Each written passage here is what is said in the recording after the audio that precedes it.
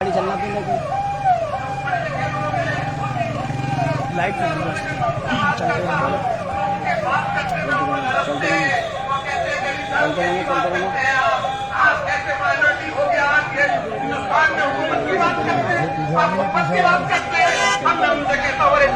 हैदराबाद में जाके देखो, तेलंगाना में जाके देखो, वहाँ पे मुसलमान सिर्फ 12% है, लेकिन 12% के इत्तेहाद ने सारी हुकूमतों को अपने साथ लेकर रखा है और वो जो चाहते हैं, जिस तरह चाहते हैं और जिस संविधान की हमारे लिए मराहत है वो सब लेके रहेंगे।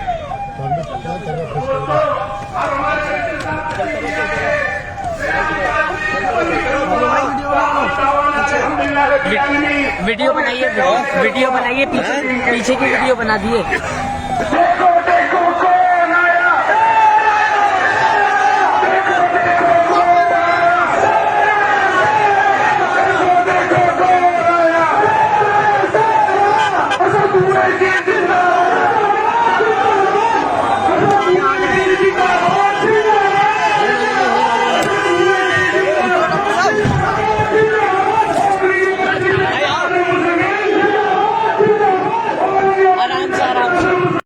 ऑल इंडिया मजलिस इत्तेहादुल मुस्लिमीन के हमारे आपके सदर अलहाज जनाब बैरिस्टर असदुद्दीन ओवैसी साहब, मजलिस इत्तेहादुल मुस्लिमीन उत्तर प्रदेश के सदर जनाब शौकत अली साहब, दिल्ली से आए हुए हमारे दिल्ली के सदर जनाब कलीमुल्लाह साहब। हमने देखा कि जो सियासतदार पार्टियां सत्ता में आई, सत्ता में रही, हमारे वोट हम जो 19% यहाँ पर उत्तर प्रदेश में मुसलमान है, हमने वोट दिया, इनको इक़्तिदार की कुर्सियों पर बिठाया, एक भरोसे के साथ कि हमारे आने वाले बच्चों का मुस्तक़बिल संभालेंगे, हमारे लिए काम करेंगे, हमारा डेवलपमेंट होगा, हमारा विकास होगा, एजुकेशन की फील्ड में हमारा काम होगा। मगर ये आज भी देखने को ये मिल रहा है, जैसे मैंने पहले बताया लोगों कि कोई स्कूल तक नहीं है, कोई ऐसा अस्पताल नहीं है कि जो कह सकते हैं वाकई में यहाँ पर बड़ा इलाज है। यही ख्वाब एक सपना लेकर इतनी दूर हजारों किलोमीटर से हैदराबाद से मजलिस इत्तेहादुल मुस्लिमीन के हमारे सदर बैरिस्टर असदुद्दीन ओवैसी साहब पूरे हिंदुस्तान में निकले, उत्तर प्रदेश में आपके सामने आपके बीच आए कि हम ये चाहते हैं करना जो हमने तेलंगाना हैदराबाद में। आज अगर आप देखोगे तेलंगाना हैदराबाद में तो मजलिस इत्तेहादुल मुस्लिमीन में 12 हमारे पास स्कूलें हैं, कॉलेजेस हैं, इंटर कॉलेजेस हैं, मेडिकल कॉलेजेस हैं, अस्पताल है। जहां पर अस्पताल अगर आपने 50 रुपये का एक बार पैसा भर दिया इलाज के लिए, 3 महीने तक आपको इलाज मुफ्त दिया जाएगा। मैं पूछना चाहूंगा मेरे संबल के मेरे भाई, मेरे बुजुर्ग, मेरे दोस्तों से, क्या ऐसा कोई अस्पताल आपके पास संबल में है क्या कोई ऐसा अस्पताल? अगर आप भी चाहेंगे कि इस तरह का फैसिलिटी यहाँ पर भी मिले, हमारा भी अरमान यही है कि हम भी आए, यहाँ पर विकास का काम करें, स्कूलें बनाए, अस्पताल बनाए, लेकिन इसमें आपके साथ की आपका साथ बहुत जरूरी है, क्योंकि इतने वर्षों से आप जिनको वोट देते हैं, ये 50% सेक्युलर पार्टी को आपने वोट दिया, इन्हें आप मगर उस वक्त आपके पास कोई ऑप्शन नहीं था। मुझे यकीन है कि हमने कभी बीजेपी को तो वोट दिया था ना कभी आगे थे, हमने जिनको वोट दिया उन्होंने हमारे लिए क्या किया? सिर्फ वोट का इस्तेमाल किया, कोई ऑप्शन नहीं था हमारे पास। हम देते आए वोट, समाजवादी को दे दिया, हमने कांग्रेस को दे दिया, हमने बीएसपी को वोट दे दिया। मगर आज आपके पास, आपके सामने, आपके बीच में मजलिस इत्तेहादुल मुस्लिमीन है, तो यहां से प्रत्याशी को उतारेगी, आपके अपने बीच से उतारेंगे, आपकी जवाबदारी है ज्यादा लखनऊ की असेंबली में जो आपके मुद्दों पर बात करें, आपके हक की लड़ाई है, आपकी जवाबदारी, आपकी जिम्मेदारी है। मजलिस सिर्फ आपके बीच इसलिए नहीं आई कि हमको नेता बनना है, हमको लीडर बनना है, हमको आपके अंदर से नेता पैदा करना है, आपके अंदर से लीडरशिप तैयार करना है। क्योंकि अगर आप वोट देकर एक 7% वाले को चीफ मिनिस्टर बना सकते हो, डिप्टी सीएम बना सकते हैं, तो क्या आप अपने अंदर से कोई ऐसे पैदा नहीं कर सकते जो जाए आपकी भलाई? कर सकते हैं आप, सब हो सकता है, मगर डराया जाता है बार बार कि अगर आप जैसे इत्तेहादुल मुस्लिमीन को वोट दिए बीजेपी जीत जाएगी। गलत, बेबुनियाद इल्जाम बच्चे आ रहे हैं ऊपर। अरे हम तो नहीं लड़े थे यहाँ पर, पिछले चुनाव आए, हम कहाँ लड़े गए, एमपी का चुनाव नहीं लड़े तो क्यों बीजेपी जीत के सत्ता में गए? मगर नहीं, इनकी नाकामयाबी की वजह से, जो समाजवादी कांग्रेस से जो बोलते जा रही है, इनकी नाकामयाबी की वजह से आज भाजपा की सरकार सत्ता में जाकर बैठी और यूपी में हर दिन हमको देखने मिल रहा है क्या क्या हो रहा है आपके सामने।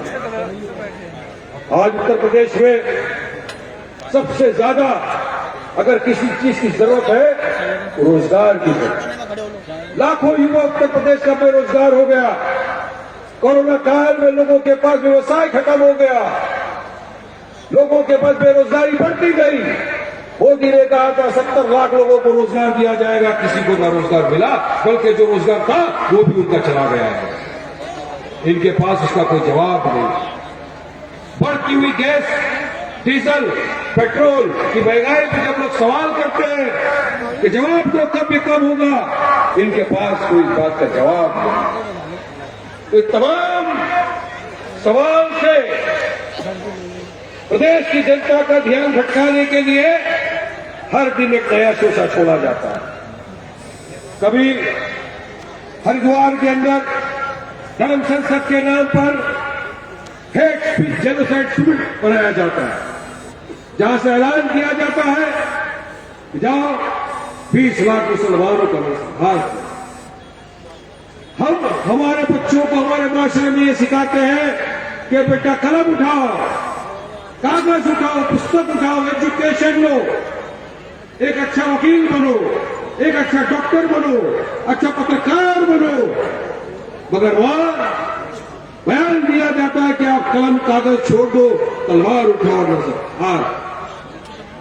मगर मोदी खामोश, नहीं बोलते कुछ, एफआईआर करते हैं। अरे एफआईआर से क्या होगा? यतीम पे तो 4, 5, 10 एफआईआर हो चुके, मगर आज तक उस जेल की सलाखों के पीछे क्यों नहीं डाला? ऐसे शख्स की जगह जेल की सलाखों के पीछे नहीं कि खुली फिजाओं में, मगर नहीं खुली फिजाओं में खुल। तो दूसरी जगह जहां पर कांग्रेस का राज, रायपुर, यही धर्म संसद के नाम पर एक कालीचरण नाम का शख्स आता है, बोलता है बाद में गांधी जी के बारे में गोडसे की तारीफ करता है, जो देश का सबसे पहला आतंकवादी था, है, रहेगा, उसकी तारीफ करता है। मगर कांग्रेस वाले एफआईआर कराते हैं, कराना चाहिए, मगर सिर्फ इसलिए कि महात्मा गांधी के बारे में, गांधी जी की इज्जत हम भी करते हैं, मगर उस पर क्यों नहीं एफआईआर होता? जब मुसलमानों के नरसंहार की बात होती है तब क्यों खामोशी इख्तियार करनी जाती है? हमारे महाराष्ट्र में एफआईआर कराया, अकोला में कराया एफआईआर, मगर एफआईआर इसलिए कि महात्मा गांधी की बेइज्जती होना चाहिए। मगर जब मुसलमानों के नरसंहार की बात होती है तो कोई आगे बढ़ के नहीं आता और नहीं कहता कि एफआईआर कराया जाए। ये हमारे साथ किया जा रहा है। ये 75 साल हमने जो इनको हमारा खून पसीना दिया, ये उसका जवाब है उनको ये सवाल।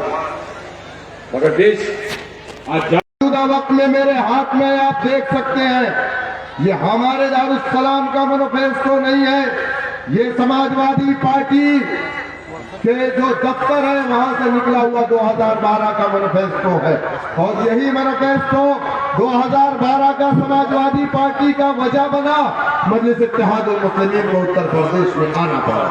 क्या कहा था समाजवादी पार्टी ने अपने मैनिफेस्टो में? मुसलमानों से बड़े बड़े वादे किए थे, कहा था किसान की तरह गरीब बुनकर को भी बिजली मुफ्त दी जाएगी।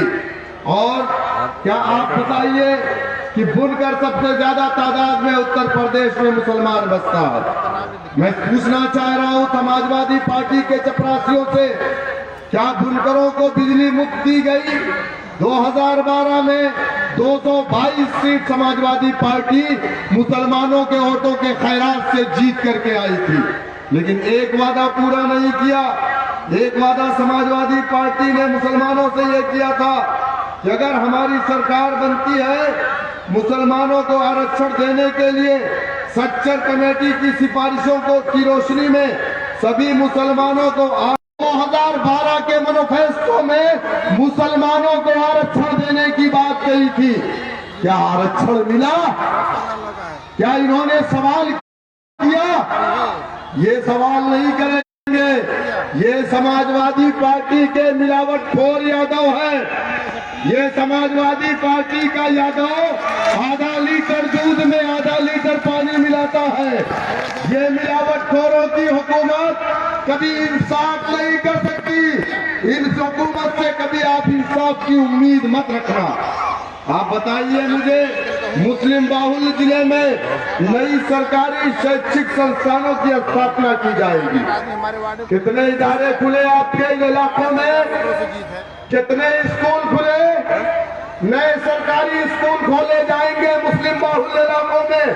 45,000 यादव इस विधानसभा के अंदर, 1,40,000 मुसलमान, 1 लाख मुसलमान समाजवादी वोट डालता है तो एक यादव यहां से जीत करके जाती है।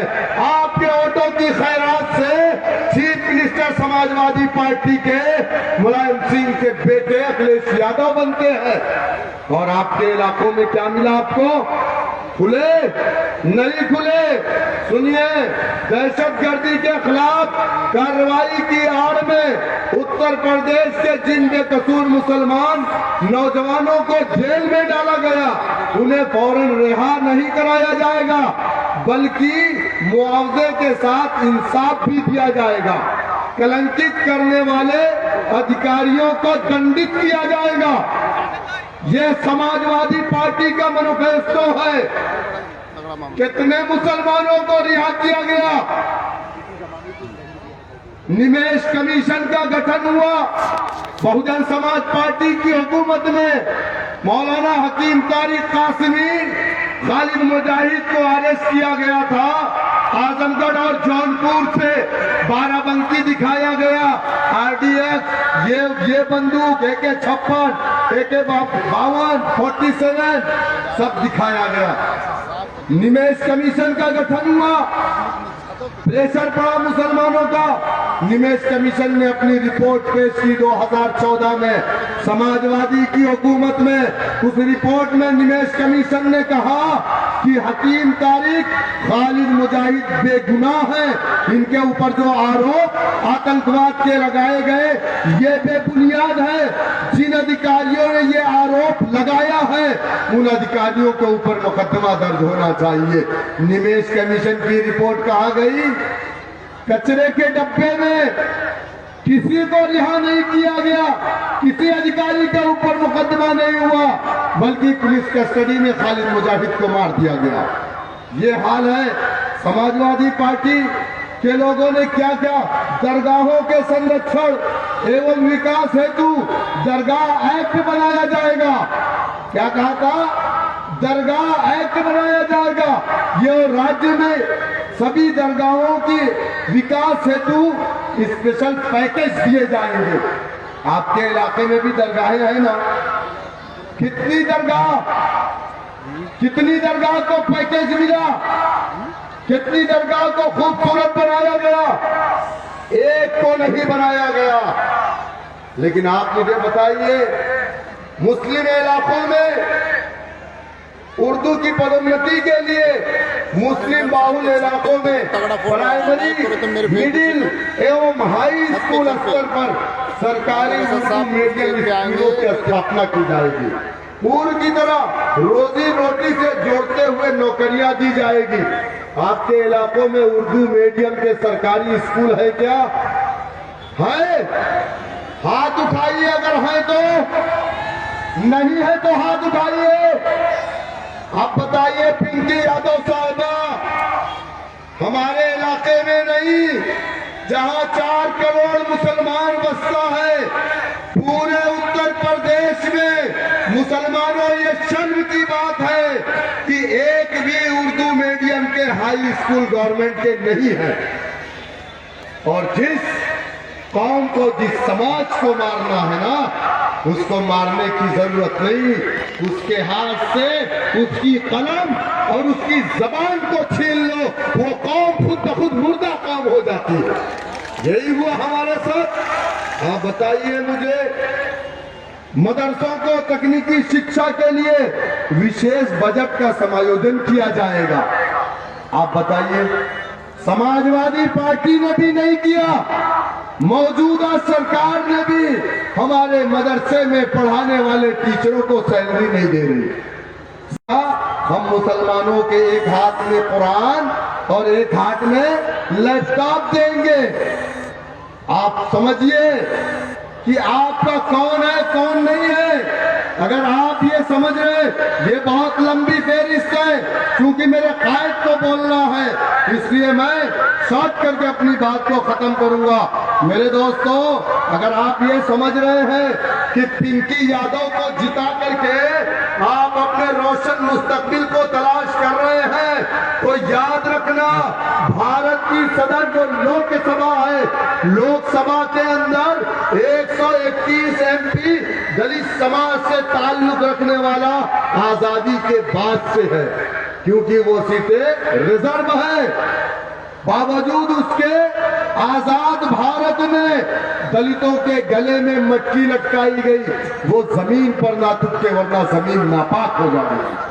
आजाद भारत में दलितों के कमर में झाड़ू बांधे गए ताकि उनके पैरों के निशान ना रहे। आजाद भारत में दलितों की बहन बेटियों की इज्जतें लूटी गई, दलित नौजवानों की लिंचिंग हुई, दलितों को मजबूर किया गया अपने घर की नहीं, सुबह उठ करके दूसरों के घरों की गंदगी को साफ करते थे। ये दलितों का मुकद्दर बन गया था। 131 MP था ना हिंदुस्तान की पार्लियामेंट में। उसके बाद ये जुल्म, ये ज्यादती, दलित समाज पर कोई आवाज नहीं थी दलितों की। वो जितने भी पार्लियामेंट के अंदर बैठे थे, वो सब के सब कांग्रेसी दलित थे। तब जाकर के मान्यवर काशीराम जी ने बहुजन समाज पार्टी का गठन किया। एक बार, दो बार, 16 जातियां दलितों की है, 11% जाटव है, 9% अदर दलित। पासवान किसके साथ है, खटिक किसके साथ है, कोरी किसके साथ है, धंगड़ किसके साथ है, धोबी किसके साथ है, बीजेपी के साथ। 11% जाटव मुत्तहिद हुआ और मान्यवर काशीराम को अपना नेता माना। काशीराम ने कहा है, दलितों, अगर तुम ये समझ रहे हो कि जमहूरियत में अपने लोगों को कांग्रेस से जिता करके अगर भेजोगे वो तुम्हारी आवाज बनेगा, तो वो तुम्हारी नहीं, अपनी पार्टी की आवाज बनेगा। क्योंकि ऐवानों में पार्टियां बोलती हैं, कोई MP, कोई MLA नहीं बोलता। तो क्या हुआ, दलितों ने काशीराम की बात को सुना। उन्होंने कहा कि जिस समाज का अपना डंडा नहीं, अपना झंडा नहीं, अपना सियासी प्लेटफॉर्म नहीं, अपना लीडर नहीं, जमहूरियत में उस समाज की कोई औकात नहीं, उसकी कोई आवाज नहीं। मैं चैलेंज के साथ कहता हूं, ट्रिपल तलाक पर जो बिल लाया गया ना, बड़े बड़े उलमा भी बैठे थे हिंदुस्तान की पार्लियामेंट में, जो कांग्रेस से जीत करके आए थे, लेकिन बाद में उन्होंने अपना वीडियो जारी करके कहा, मुझे मेरी पार्टी ने बोलने का मौका नहीं दिया, मेरे आका की शरीयत को शहीद किया जा रहा था, कांग्रेस ने मुझे बोलने का मौका नहीं दिया। अरे लानत है ऐसी सियासत पर, जब मेरे दीन पर आँच आए और तुम्हारे मुंह पे ताले लग जाए, तुम बोल नहीं रहे हो, तुम खामोश हो। और मैं चैलेंज के साथ कहता हूं, अगर मेरे कायद बैरिस्टर असदुद्दीन ओवैसी साहब मजलिस इत्तेहादुल मुस्लिमीन के मेंबर ऑफ पार्लियामेंट ना होते, अगर मेरे कायद भी कांग्रेस या समाजवादी या BSP के होते, तो फिर यही चीज पार्टियां इनसे भी कहती कि आपको नहीं बोलना है, ये हमारी पार्टी की गाइडलाइन नहीं है। समझो इस बात को, ये आपका मंच है, ये आपके कायद है, ये आपका परचम है। आइए आइए, आपके मसाइल पर बोलने की आजादी है। अल्ताफ को मार दिया गया उन्नाव में, कौन बोला, कौन गया? मैं गया भाग करके। मेरे कायद ने कहा शौकत जाओ, मजलिस इत्तेहाद मुस्लिमीन की तरफ से 1 लाख रुपए की इमदाद मैंने किया। हमारे पास कोई बजट नहीं है उत्तर प्रदेश में अभी। जिस दिन इंशाअल्लाह ताला लोग कहते हैं कि हम उत्तर प्रदेश में सरकार नहीं बना पाएंगे, समाजवादी पार्टी का जुम्मन भी बोल रहा है। हम कहे ठीक है भैया, नहीं बना पाएंगे। हम कहा कह रहे हम सरकार बना पाएंगे। 543 के बीच में एक शेर जब खड़े होते हैं ना, तो नरेंद्र मोदी की आंखों में आंखें डाल करके बात करते हैं। और 403 के बीच में, 403 के बीच में अगर हम 10 से 15 जीत करके आ गए, हुकूमत बाबा की बने या बबुआ की या बुआ की, इंशाअल्लाह ताला मजलिस इत्तेहादुल मुस्लिमीन का एमएलए इन लोगों को घुटने के बल ला देगा। उत्तर प्रदेश की विधानसभा में अगर मुसलमानों के विकास की बात नहीं होगी, मुस्लिम इलाकों में स्कूल खोलने की बात नहीं होगी, मुसलमानों के नौकरी की बात नहीं होगी, तो फिर विधानसभा नहीं चलेगी। या तो बात होगी तो सबकी होगी, तो मुसलमानों की भी होगी। ये काम मजलिस इत्तेहादुल मुस्लिमीन करेगी। आप मुझे बताइए, कासगंज में अल्ताफ को मार दिया, पुलिस कस्टडी में हमारे पुलिस वालों ने मार दिया। 3 फीट की टोटी संडास के अंदर, उसमें अल्ताफ ने फांसी लगा दिया। क्या बात है, कभी लकड़ी से ताले खुल जाते हैं, पुलिस इनकाउंटर कर देती है। कभी कोई टोटी इतनी 3 फीट की रस्सी में लटका के, कोई नहीं बोला।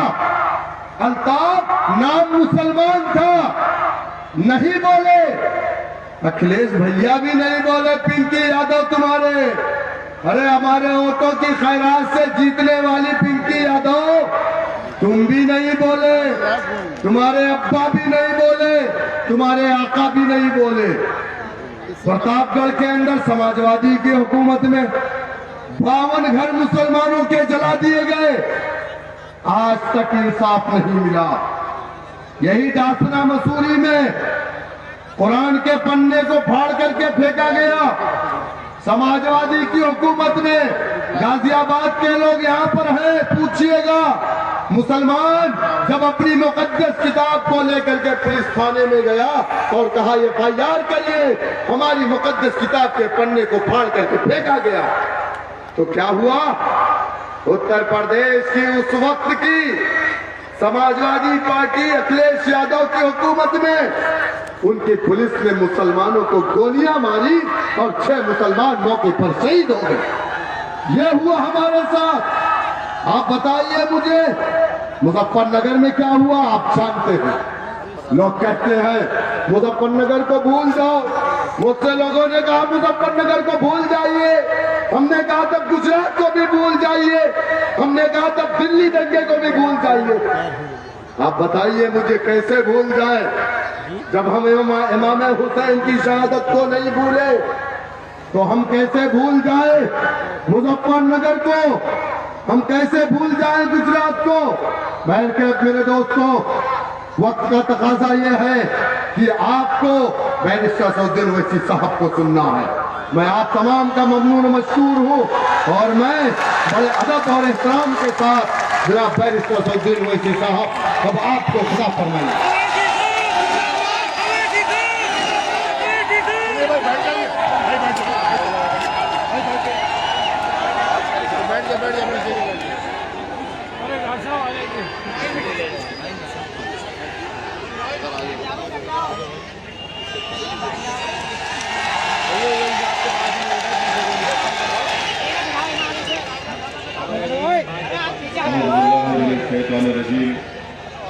बिस्मिल्लाहिर्रहमानिर्रहीम। अस्सलामु अलैकुम व रहमतुल्लाहि व बरकातहू। मोहतरम जनाब शौकत अली साहब, रियासती सदर मजलिस इत्तेहादुल मुस्लिमीन, दिल्ली प्रदेश के मजलिस इत्तेहादुल मुस्लिमीन के सदर मोहतरम जनाब कलीम साहब,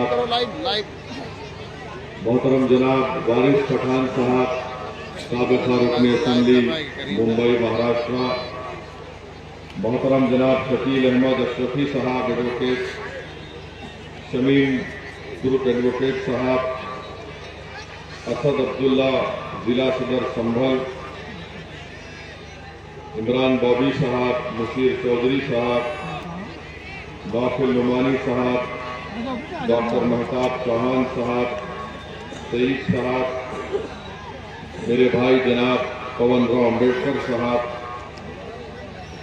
माजिद हुसैन अंसारी साहब, साबिक़ा मेयर हैदराबाद,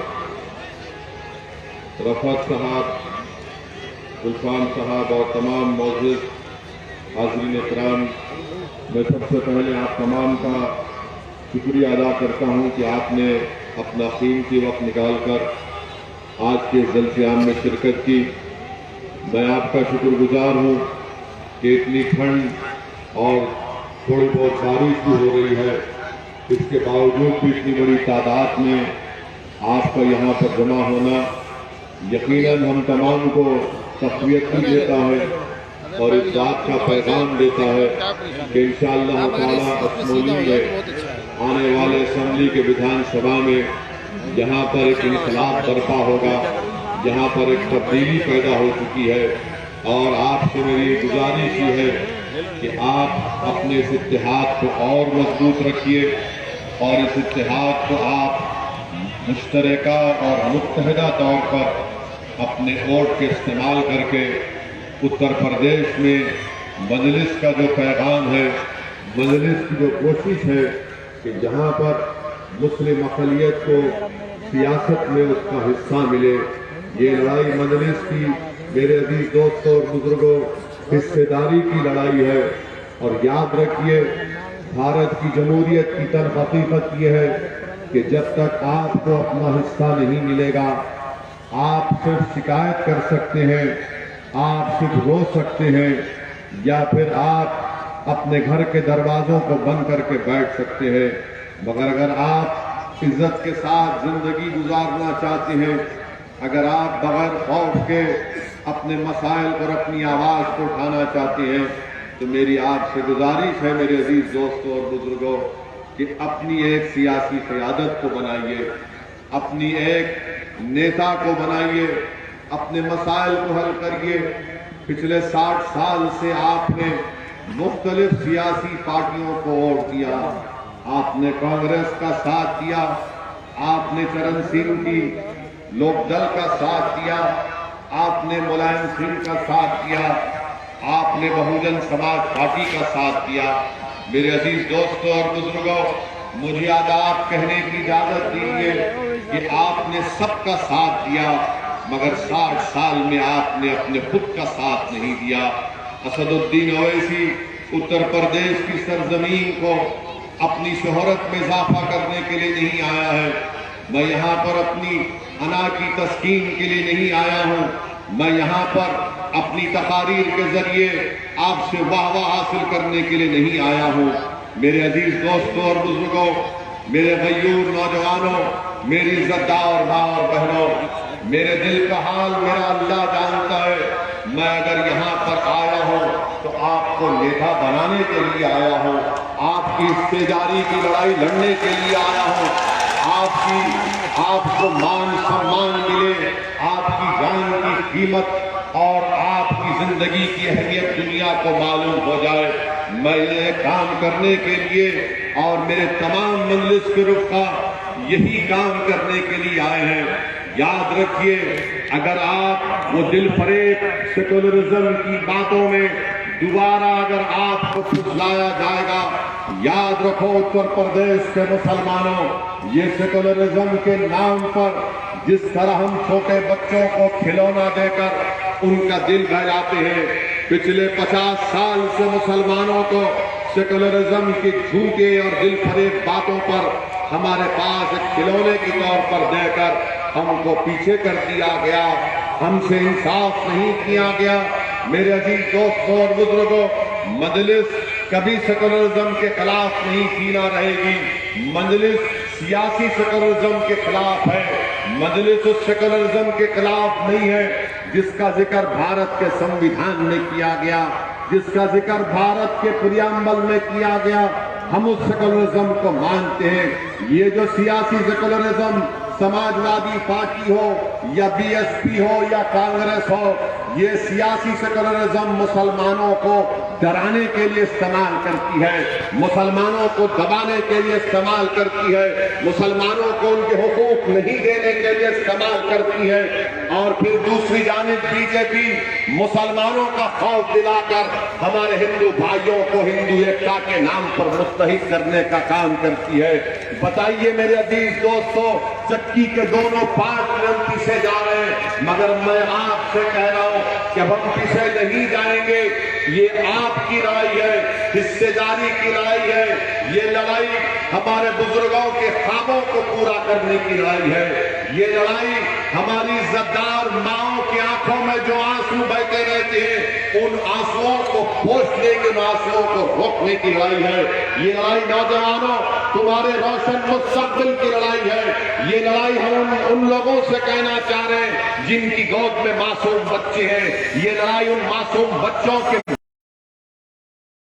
का सामना किया, जेलों हमको डालकर हमको भर दिया गया, स्कूल से हमको महरूम कर दिया गया, अस्पताल और तिबी इमदाद से हमको महरूम कर दिया गया, दहशतगर्दी का इल्जाम हम पर लगा दिया गया, आतंकवादी का इल्जाम हम पर लगा दिया गया, हमसे वोट हासिल भी किए, हमारे घरों को जला दिया गया फसादात में, हमारी खबरों पर समाजवादी पार्टी ने अपना सियासी महल तामीर किया।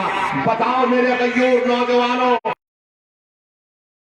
लेना है, अगर आज आप कर नहीं लेंगे नुकसान हमारा होगा। याद रखो, भारत की जमहूरियत, भारत का संविधान जिसको बाबा साहेब अम्बेडकर ने बनाया है, वो तुमसे पुकार पुकार कर कह रही है, उठो भारत के मुसलमानों, उठो उत्तर प्रदेश के मुसलमानों, उठो असमोली के मुसलमानों।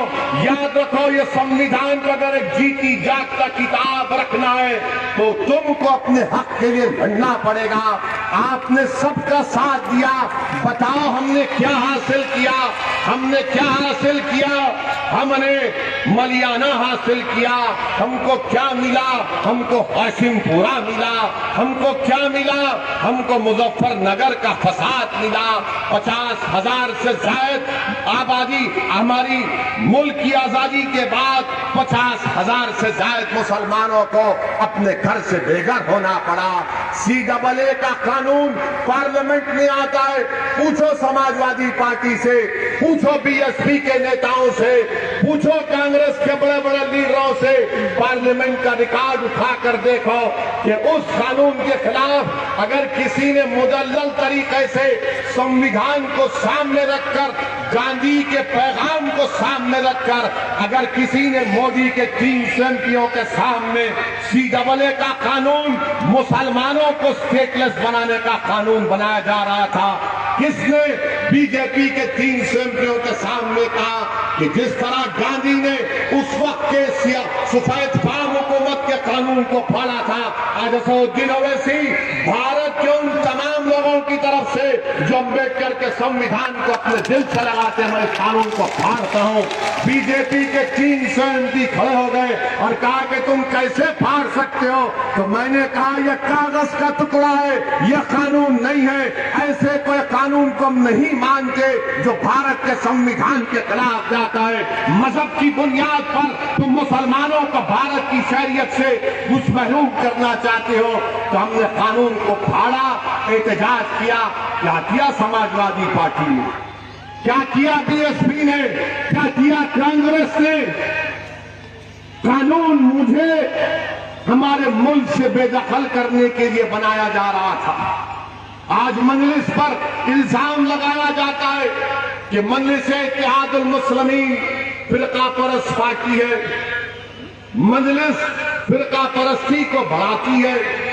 मैं आपको बताना चाहता हूं कि जब 2019 जून में अमित शाह ने बीजेपी की सरकार की तरफ से कानून लाए, जिस कानून का नाम वो मनहूस काला कानून है, उसका नाम यूएपीए है। अमित शाह ने कानून में तरमीम करके कह दिया कि दिल्ली में बैठा हुआ एक एनआईए का इंस्पेक्टर अशमोली में कोई भी शख्स को टेररिस्ट घोषित कर दे सकता है बगैर कोर्ट के फैसले के। किसने उस कानून की तायीद की? समाजवादी ने तायीद की, कांग्रेस ने तायीद की। बताइए किसने उस कानून के खिलाफ वोट किया? किसने? बीजेपी के 300 एमपी है, मैं जानता था, मैं ये जानता था कि मेरे मुखालिफत में वोट देने के बावजूद ये कानून पास हो जाएगा, मगर मैंने बीजेपी के इस काले कानून के खिलाफ वोट इसलिए दिया ताकि 100 साल के बाद जब तुम में से कोई नौजवान पार्लियामेंट में जाएगा तो वो ये शिकायत तो नहीं करेगा कि उस वक्त जो मुसलमान थे उन्हें जालिम का साथ दिया, बल्कि मजलूम की आवाज बनकर हक को बुलंद किया। हमने कानून के खिलाफ वोट किया। ये समाजवादी पार्टी, कांग्रेस पार्टी जो ठेका लेकर बैठे हुए हैं, इनके साथ चले जाओ तो सेकुलर, इनकी गुलामी करो तो सेकुलर, इनके जनसभा में दरी बिछाओ मुसलमान तो सेकुलर, इनके मंच पर मुसलमान को ढकेल दो तो सेकुलर, और मुसलमान को दबा दो तो सेकुलर। अरे क्योंकि आपने तायीद की पार्लियामेंट में, आपने तायीद की, कांग्रेस ने राज्यसभा में तायीद की। इस कानून के तहत 120 दिन बगैर किसी के चार्ज के जेल में रखा जा सकता है। आपने तायीद की, आपने मदद की अमित शाह की। और जब यूपी का चुनाव आ रहा, ओवैसी के ऊपर उंगलियां उठाते हैं, ओवैसी को तनकीद करते हैं। बताओ तुम्हारा क्या पोजीशन था उस वक्त? नहीं बताएंगे। क्या बोलेंगे? नहीं, देश के हित में हमने वोट दिया। क्या देश के हित में कि बच्चे जो दिल्ली में CAA का एहतजाज किए, आज भी हमारी बहनें जेलों में, हमारी बेटियां 1-1 साल 12-12 महीने यूएपीए के कानून में जेल में है। क्यों जेल में? क्योंकि समाजवादी पार्टी और कांग्रेस ने मिलकर अमित शाह के लाए हुए कानून की तायीद की। आप फैसला कर लो कौन बी टीम है, कौन तुम्हारे वोटों का सौदा कर रहा है, कौन तुम्हारे नौजवानों को जेल में डाल रहा है, कौन मिलकर कानून बनाते हैं। मेरे अजीज दोस्तों और बुजुर्गों, इन बातों को बताने का मकसद ये है कि आप में शऊर जब बेदार हो जाएगा, जब सच्चाई आपके सामने बयान किया जाएगा, तो यकीनन मुझे यकीन है कि अल्लाह उस सच्चाई को आपके दिल में डालेगा। असदुद्दीन ओवैसी की तकरीर से दिल नहीं हिल जाते, बल्कि अल्लाह के हुक्म से दिलों में मोहब्बत पैदा होती है। और मुझे यकीन है कि अल्लाह मोहम्मद मुस्तफा सल्लल्लाहु अलैहि वसल्लम के सदक़े में, कमली वाले के सदक़े में आप तमाम के दिलों में मजलिस की मोहब्बत को डालेगा, और वो मोहब्बत हमारी वोट और कामयाबी में तब्दील होगी। मेरे अजीज दोस्तों और बुजुर्गों, ट्रिपल तलाक का कानून लाया गया। क्या तकारीर हुई समाजवादी पार्टी की तरफ से? उठाकर पढ़िए अखिलेश यादव की तकरीर को। ट्रिपल तलाक में कानून आया, ट्रिपल तलाक का, वो बात कर रहे हैं मैंने यूपी में इतनी बड़ी रोड बना दी, कानून बन रहा ट्रिपल तलाक का।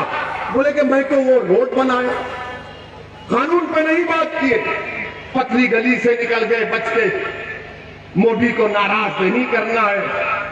मुझ पर और हमारी जमात पर इल्जाम कि 2019 के लोकसभा के चुनाव से पहले जनाब मुलायम सिंह यादव साहब ने पार्लियामेंट में खड़े होकर नरेंद्र मोदी को आशीर्वाद दिया और कहा कि तुम दोबारा देश के प्रधानमंत्री बन जाओ।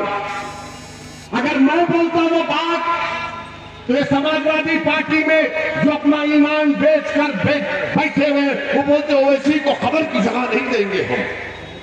मगर मुलायम सिंह यादव ने कहा मोदी मैं तुमको आशीर्वाद देता हूं, तुम दोबारा प्रधानमंत्री बन जाओ। तो नरेंद्र मोदी खुश होकर नमस्ते कर दिए उनको खड़े होकर। और मैं यहां पर आपकी हिस्सेदारी की बात कर रहा हूं। मैं आपकी सियासी क़यादत, आपको नेता बनाने की बात कर रहा हूं। मैं आपके इंसाफ की लड़ाई लड़ रहा हूं, मैं आपके हुकूक की लड़ाई लड़ रहा हूं, मैं आपके मान सम्मान की लड़ाई लड़ रहा हूं। तो मुझे कहा जाता है कि नहीं, ये वोट काटने को आया है। वोट काटने नहीं आया। 2019 के लोकसभा के चुनाव में सपा और बीएसपी मिलकर लड़े, सिर्फ 15 एमपी जीते। क्यों जीते? 75% तो मुसलमान वोट दिए, सीएस का डेटा है। आजम खान जीते अपनी ताकत की वजह से, शफीकुर रहमान बर्फ जीते अपनी ताकत की वजह से, समाजवादी की वजह से नहीं जीते। आपने वोट दिया आजम खान को, शफीकुर रहमान बर्फ को, एसटी हसन को, मगर ये बोलेंगे नहीं हमने जिताया। रे तुम कहां जीते? अगर तुम्हारे वोट पड़ जाते तो तुम 15 क्यों जीतते सपा और बीएसपी वाले? अगर अखिलेश जीते आजमगढ़ से तो मुसलमानों के वोटों की खैरात की वजह से जीते बहसत सांसद। मेरे अजीज दोस्तों और बुजुर्गों, मुझ पर इल्जाम लगाने वालों, तुम्हारे एक एक इल्जाम का जवाब दे सकता हूं, तुम मेरे एक एक दलील का जवाब नहीं दे पाओगे। तुम मुस्लिम वोट को हासिल करते हो अपनी क़यादत को बनाने के लिए, अपने सियासी महल कर, ओवैसी का नाम लेकर, मगर मुसलमानों से तुमने क्या इंसाफ किया? अभी इलेक्शन नहीं हुआ, अलीगढ़ में जनसभा जलसा हुआ, जैन चौधरी डाइस पर है, वहां का जमीरुल्लाह एमएलए जैसा हाथ उठाए तो बीच में आए तो जैन चौधरी साहब ने उसको ढकेल दिया। देखा ना आपने वीडियो? वो कितने लोगों ने देखा? हाथ उठाओ। कैसा लगा आपको? अच्छा लगा? दिल को तकलीफ हुई? दिल को तकलीफ हुई नहीं हुई? किसने उसका जवाब दिया? हम उसका जवाब दिए और हमने कहा कि ज़मीरुल्लाह को तो जाना ही नहीं चाहिए था, ज़मीरुल्लाह को हमारे मंच पर आना था, हम उनको नेता मान के उनके पीछे काम करने के लिए तैयार हैं। तो क्या हुआ? हमारे बोलने के बाद जैन चौधरी के लोग ज़मीरुल्लाह के घर को दौड़ते गए कि भैया माफ कर दो, भैया माफ कर दो, हमको अंदाजा नहीं था कि ओवैसी भी अपनी सभा में इसका जिक्र कर देगा। अभी चुनाव नहीं हुए, अभी हमने खाली बोला तो घर पर भाग रहे। इंशाअल्लाह जब असमौली से यहां से मंदलिस का विधायक कामयाब होगा तो तुम्हारे घर के सामने कासा आकर भीख मांगेंगे कि हमको माफ कर दो, हमको माफ कर दो, हमने तुमसे नाइंसाफी की थी। खाली एक तकरीर में हमने जुमला कहा तो ज़मीरुल्लाह के घर को चले गए और ज़मीरुल्लाह ने किसी से हमको फोन करके कहा कि ओवैसी भाई को सलाम बोलो, उनके बोलने से मेरा टिकट कंफर्म हो गया। चलिए, कुछ तो फायदा हुआ आपको, कुछ तो फायदा हुआ, मगर ये बताने के लिए कह रहा हूं कि आप अगर शऊर बेदार हो जाएगा तो आपकी ताकत का आपको अंदाजा नहीं है।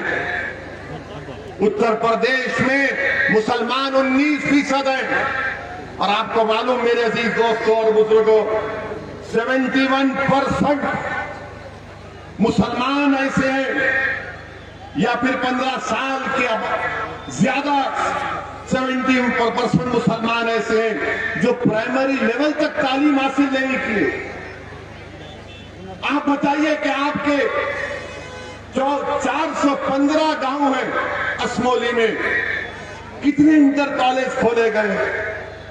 मोहतरमा विधायक को माशाल्लाह, मैं उनको मुबारकबाद देता हूं पिंकी यादव को कि आपने असमौली के मुसलमानों को और दलितों को बता दिया कि आप सिर्फ यादवों का काम करती है, मुसलमान और दलित का काम नहीं करती है। आपका शुक्रिया। आपने ये 5 साल में बल्कि 10 साल में आपने दिखा दिया। मगर अब सुन लो समाजवादी के दल्लों, सुन लो मेरी बात को। कल तक तुम कहते थे कि कोई विकल्प नहीं है, कोई अल्टरनेटिव नहीं है। अब विकल्प के तौर पर एक मर्द मुजाहिद की पार्टी आपके दरमियान में अब लड़ेगी आपके लिए इंशाअल्लाह। अब आप आपको डर कर नहीं, मैं तो असमौली के हमारे दलित भाइयों से भी हाथ जोड़कर अपील कर रहा हूं, आइए मजलिस का साथ दीजिए। मुसलमान और दलित मिलकर इंशाअल्लाह ताला असमौली से बीजेपी को कामयाब होने से रोकेंगे। समाजवादी नहीं रोक पाएगी यहां पर बीजेपी को, समाजवादी पार्टी यहां पर नहीं रोक पाएगी। मेरे अजीज दोस्तों और बुजुर्गों, फिर हम पर इल्जाम लगता कि हम फिरका परस्ती, भड़काऊ भाषण देते हैं। कौन सा भड़काऊ भाषण देते हैं? अगर मैं मजलूम की बात करूंगा, अगर मैं इंसाफ की बात करूंगा, तो भारत के संविधान में तो यही लिखा गया है ना, राइट टू इक्वालिटी, बराबरी की बात फंडामेंटल राइट है। भारत के संविधान में प्रियम्बल में बाबा साहेब अम्बेडकर ने लिखा लिबर्टी, इक्वालिटी, फ्रेटर्निटी, जस्टिस। ये कैसे हासिल होगा? फिर खाली तकरीर से हासिल होगा नहीं, वोट डालकर, अपनी क़यादत को बनाकर, अपना हिस्सा लेकर लिबर्टी, इक्वालिटी, फ्रेटर्निटी, जस्टिस को हासिल किया जा सकता। ये शऊर आपके अंदर पैदा होना जरूरी है। और मेरे अजीज दोस्तों और बुजुर्गों, अभी हमको बताया गया तो हजरत में मोहब्बत से बोलते हैं। हजरत पुलिस ने इमाम साहब को जोतकोप किया, मारा। मोहतरमा विधायक को फोन गया तो उन्होंने कहा मैं कुछ नहीं कर सकती, मार खाओ, मैं कुछ नहीं कर सकती। जब हमारे बुजुर्ग पर लाठी पड़ रही थी, उनको जोतकोप किया जा रहा था, मारा जा रहा था, जब आप ऐसे वक्त में मदद करने नहीं आए, अब चुनाव आएगा तो बोलेंगे दे दो बाबा अल्लाह के नाम पे हमको वोट। अरे ये तो क्लासिफाइड भिखारी है ये लोग। दे दो बाबा अल्लाह के नाम पे दे दो, सेकुलरिज्म के नाम पे दे दो बाबा, बाबा दे दो हमको, आगे छोड़ दो, हम माफ कर दो, हम आपके पैर छूते हैं। और मुसलमान जज्बाती है, वो देख के बोलेगा यार, आंसू निकलता है ना, हमको जज्बात में आ जाते हैं। माशाल्लाह से इतना गोश्त खाते हैं कि जज्बाती हो जाते हैं।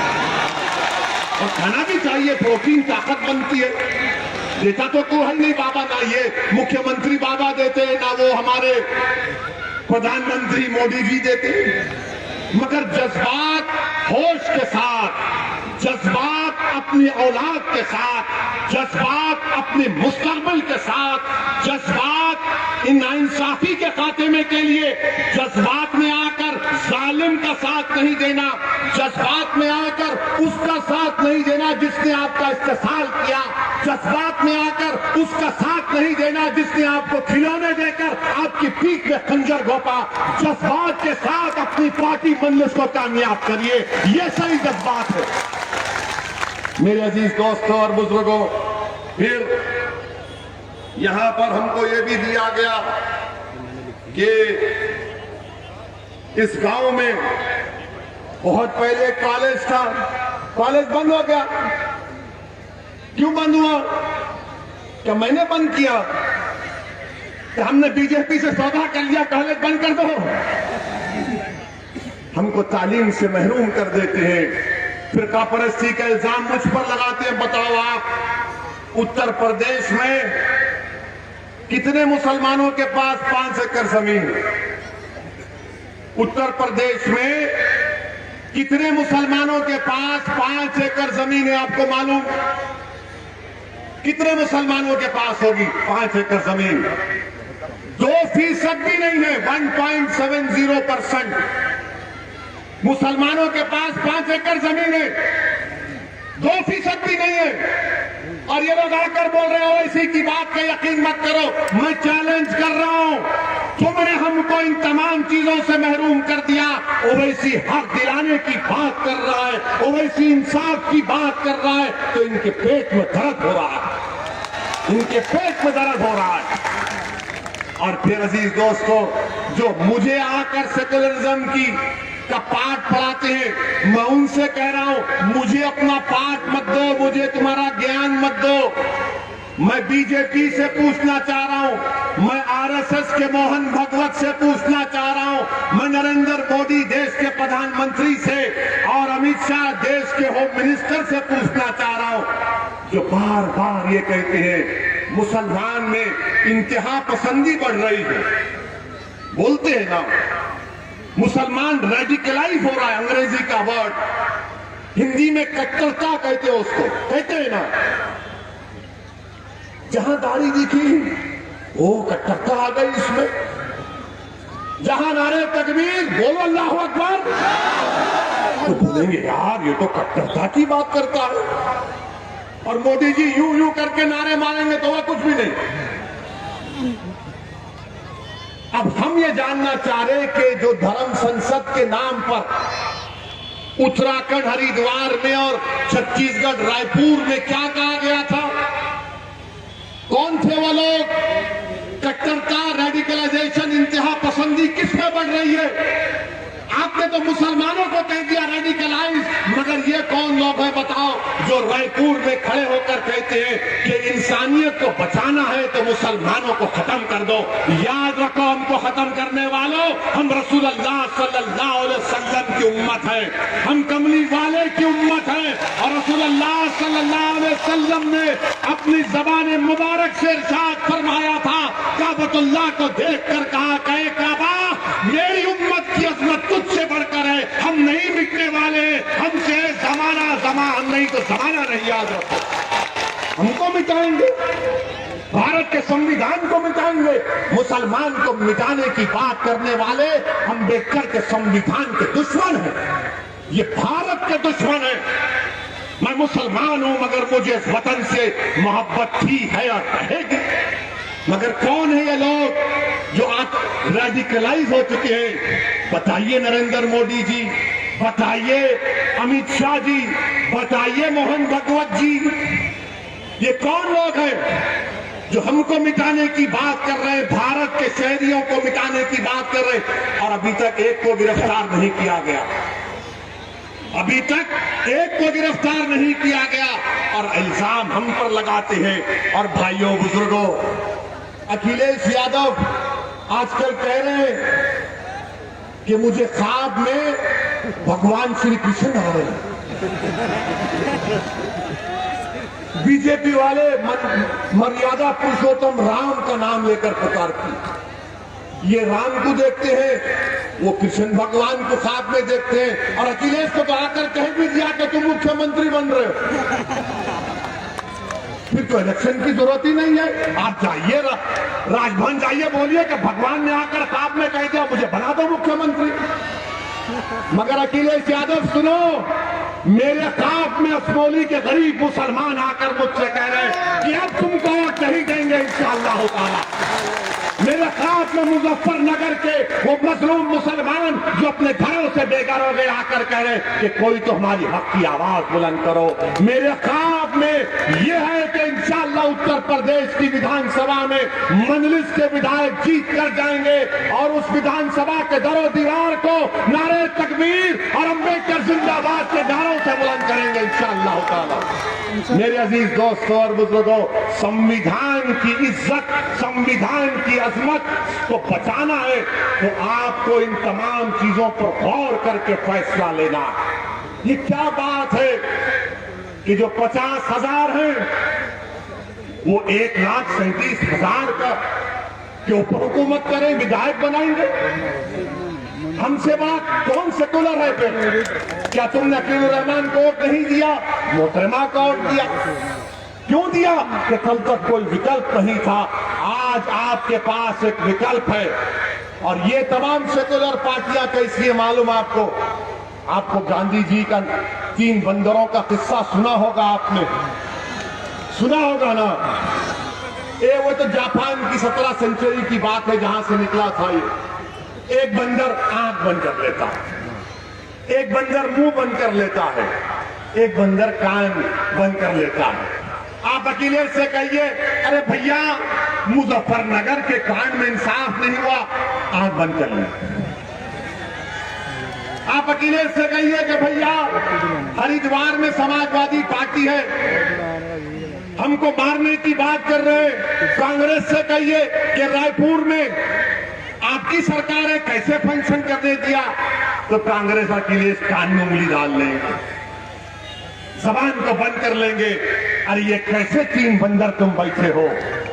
याद रखो, इन 3 बंदरों को पहचानना है जो आंख बंद कर लेते दलित और मुसलमान पर जब नाइंसाफी होती है, जब दलित और मुसलमान के इंसाफ की बात होती है तो अपनी जबानों पर हाथ रख लेते हैं। जब हम पुकारते हैं मदद के लिए कि मौलाना को मारा जा रहा है, पुलिस से आओ बचाओ, तो कान में उंगली डालकर अपने फोन को बंद कर लेते हैं। मेरे अजीज दोस्तों और बुजुर्गों, मुत्तहिद हो जाओ, अपनी पार्टी का साथ दो। भारत की जमहूरियत को मजबूत अगर करना है, उत्तर प्रदेश में आपको अपनी आवाज को और अपने हिस्से को हासिल करना है, तो इस हिस्सेदारी की लड़ाई में आप शामिल हो जाइए।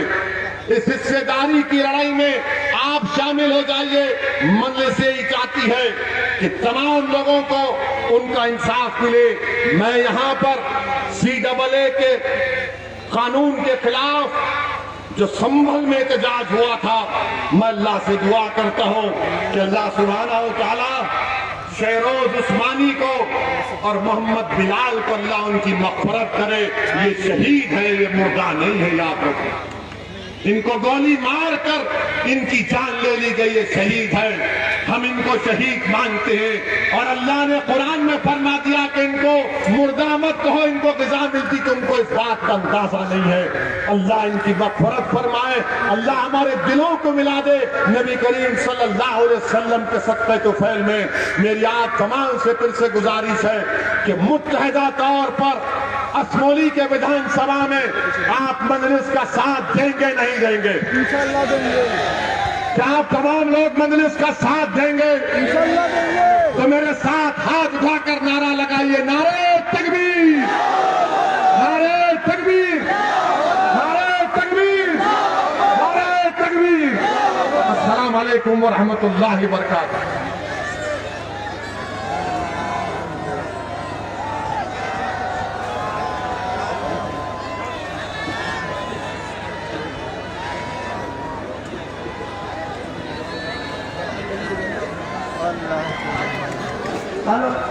देखो देखो